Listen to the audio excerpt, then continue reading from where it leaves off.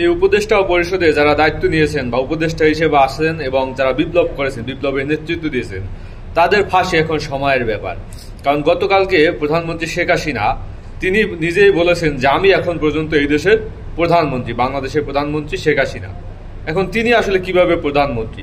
এখন আপনারা জানেন যে সেই শেখ হাসিনার পতনের পর, আওয়ামী লীগের পতনের পর শেখ হাসিনা ভারতে চলে যান এবং তৎকালীন সময়ে রাষ্ট্রপতি শাহাবুদ্দিন চুপ্পু বলেছিলেন যে শেখ হাসিনা পদত্যাগ করেছেন, খুব দ্রুতই একটা আপনার অন্তর্বর্তীকালীন সরকার গঠন করে তারপর গণতান্ত্রিক উপায়ে চলে যাওয়া হবে, একটা অন্তর্বর্তীকালীন সরকার গঠন করা হবে। তো তখন রাষ্ট্রপতি শাহাবুদ্দিন চুপ্পু পরিস্থিতি নিয়ন্ত্রণের জন্য বলেছেন যে শেখ হাসিনা পদত্যাগ করেছে, কিন্তু শেখ হাসিনার সেই লিখিত পদত্যাগপত্র কিন্তু এখন পর্যন্ত কেউ দেখাতে পারেনি এবং তিনি যে পদত্যাগ করেননি সেটা সে নিজেও বলেছেন যে আমি পদত্যাগ করিনি, সেটা কিন্তু আপনার ভারত গিয়ে তারপর বিভিন্ন সময় বিভিন্ন মাধ্যমে আমরা জানতে পেরেছি। তো এই যে একটা দেশের প্রধানমন্ত্রী তিনি পদত্যাগ করেননি, অথচ রাষ্ট্রপতি বললেন পদত্যাগ করেছে, এবং তার পদত্যাগকে সামনে রেখে কিন্তু একটা অন্তর্বর্তীকালীন সরকার গঠন করা হয়েছে, যেহেতু শেখ হাসিনা পদত্যাগ করেছে।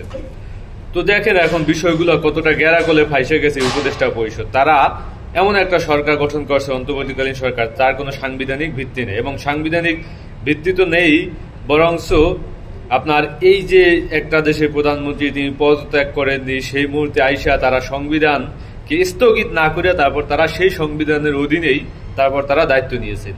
তো এটা তারা সংবিধান লঙ্ঘন করেছে এবং এই সংবিধান লঙ্ঘনের আপনার শাস্তি তো মৃত্যুদণ্ড।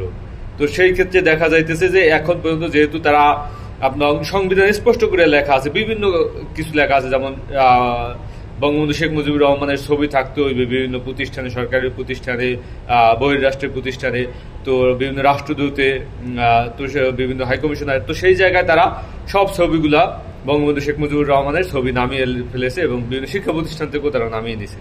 তো সেই জায়গা থেকে তারা সংবিধান লঙ্ঘন করেছে এবং যারা যে সরকারের দায়িত্ব নিয়েছে উপদেষ্টা পরিষদ, এখানেও তারা সংবিধান লঙ্ঘন করছে।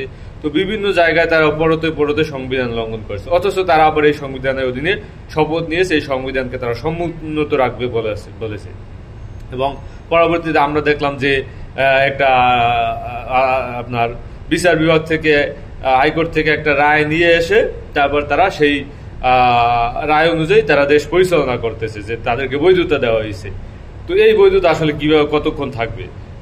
শেখ হাসিনা যেহেতু অলরেডি দাবি করে বসছেন যে তিনি এখন পর্যন্ত এই দেশের প্রধানমন্ত্রী, সেহেতু আপনারা যারা সংবিধান ভায়োলেট করে দায়িত্ব নিয়েছেন, আপনাদের ফাঁসি এখন সময়ের ব্যাপার। এবং যদি সেটা না হয় তাহলে, বা সেই ফাঁসি থেকে যদি আপনারা বাঁচতে চান, তাহলে আপনাদেরকে সংবিধান স্থগিত করতে হবে এবং সংবিধান স্থগিত করে বিপ্লবী সরকার গঠন করা বা একটা সরকার গঠন করে তারপর নির্বাচনী প্রক্রিয়ায় গিয়ে পরবর্তী সরকারের হাতে হস্তান্তর করা এবং তারা এসে পরবর্তী সংবিধান সংস্কার বাস্তবায়ন যা কিছু করার দরকার তারা করতে পারে।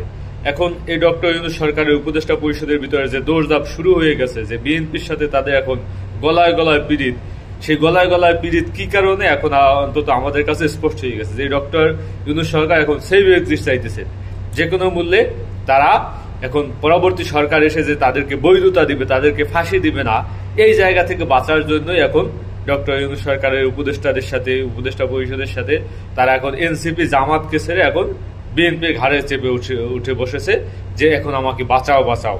এখন বিএনপি এখন জানে যে বিএনপি পরবর্তীতে সরকার গঠন করবে, তারাই ক্ষমতা আসছে, তারা যদি আমাদেরকে সেফ এক্সিট না দেয়, তারা যদি পরবর্তীতে আমাদেরকে বৈধতা না দেয়, তাহলে আমাদের ফাঁসি নিশ্চিত।